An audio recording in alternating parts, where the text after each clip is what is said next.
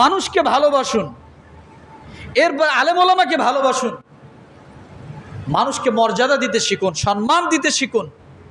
তাইলে আপনি যদি মানুষকে সম্মান দেন, আল্লাহ আপনার সম্মান বাড়ায় দেবে। কথা ঠিক না?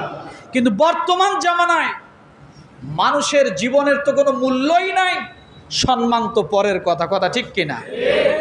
কুকুর, বিড়াল, এদের প্রতি এখন মানুষের যে পরিমাণ মায়া দয়া আছে, আমার মনে হয় বর্তমান জাহিলিয়াত যুগকে ছাড়িয়ে গেছে, মানুষের প্রতি মানুষের ততটা মায়া দয়া নয়। যদি থাকতো, ঢাকা বিশ্ববিদ্যালয়ের এই এত করুণ ঘটনাটা এটা কোনোদিন হতে পারে না। তুফাজ্জল নামের ওই ছেলেটাকে খাওয়াচ্ছে, পিটাচ্ছে, একেবারে মেরেই ফেললো। চোখের সামনে একটা মানুষকে মারা, এটা তো সেই আবু জেহেলের যুগের কথা, আইয়ামে জাহিলিয়াতের যুগের কথা। তাহলে শিক্ষায় না বলে জাতির মেরুদণ্ড, ওটা কোন শিক্ষা?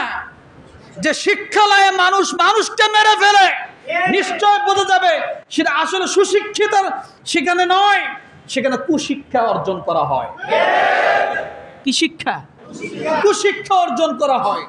এরা নরপিচাস, এরা শুধু বইয়ের কাগজ কলমে লেখাপড়া করে, বাস্তবতার ভিতর থেকে এরা মানবতার দিক থেকে লেখাপড়া করে না। মানবতা এদের ভিতরে নাই। একজন মানুষকে মানুষ কোনোদিন পিটিয়ে মারতে পারে না, সে হাজার অপরাধী হোক, অপরাধের জন্য তার আইন আছে, আছে না নাই? তার ব্যবস্থা আছে, আদালত আছে। এ বিচার আপনি করতে পারেন না। কতটা নির্মম! ছেলেটার বাবা নাই, ছেলেটার মা নাই, ছেলেটার ভাই নাই, আপনজন বলতে কেউ নাই।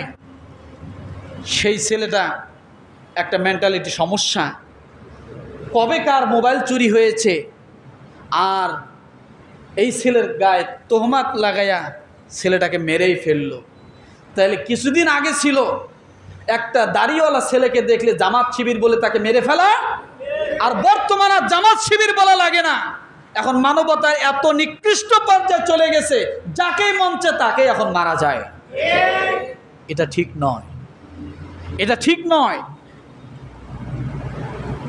মানুষকে সম্মান দিতে জানি। আপনি মানুষকে ভালোবাসুন, আল্লাহ আপনাকে ভালোবাসা দিবে।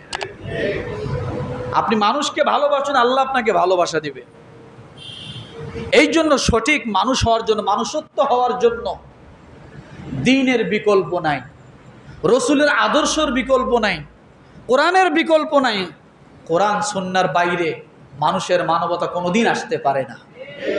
যদি মানবতা চান, তাহলে একমাত্র কোরআন এবং সুন্নাহর উপরেই সে মানবতা আছে, আর ওই মানবতায় আল্লাহর ভালোবাসা আছে। কথা ঠিক কি না? আল্লাহ তাআলা আমাদের সকলকে আল্লাহ পাকের ভালোবাসা অর্জন করা, রসুলের সুন্নাহর উপরে চলা এবং আমল করার তৌফিক দান করে। সকলে বলি আমিন। ওয়া আখির দাওয়ানা আনিল হামদুলিল্লাহি রাব্বিল আলামিন।